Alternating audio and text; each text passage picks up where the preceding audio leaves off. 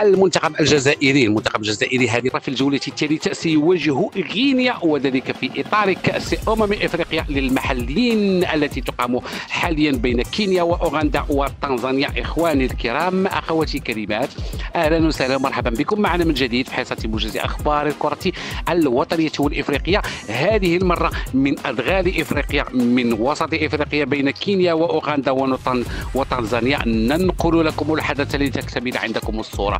المنتخب الجزائري الذي تعادل في الجولة الثانية مع جنوب إفريقيا بكل شبكة بعدما كان منتصرا خلال نصف الساعة الأولى من المقابلة. أما في الجولة الأولى فقد انتصر على أوغندا ب3 أهداف نظيفة. ها هو هذه المرة سيواجه غينيا في الجولة الثالثة. غينيا للإشارة انتصرت على نيجيريا في الجولة الأولى بهدف نظيف، وانهزمت أمام أوغندا في الجولة الثانية ب3 أهداف نظيفة.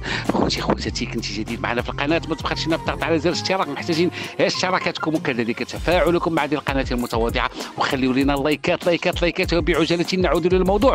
اذا نعطيكم الان ترتيب المجموعه وترتيب المنتخب الجزائري الذي هو الان في الرتبه الاولى ب4 نقاط، الرتبه الثانيه تؤول الى اوغندا ب3 نقاط، الرتبه الثالثه لغينيا ب3 نقاط مع فريق الاهداف، جنوب افريقيا بنقطه واحده في الرتبه الرابعه، اما نيجيريا تتذيل الترتيب ب0 نقطة وناقص هدف. إذا المنتخب الجزائري هذه المرة سيواجه غينيا، وذلك في أمسية يوم الجمعة 15 من غشت ابتداء من الساعة 3 بعد الزوال بتوقيت المغرب والجزائر تونس.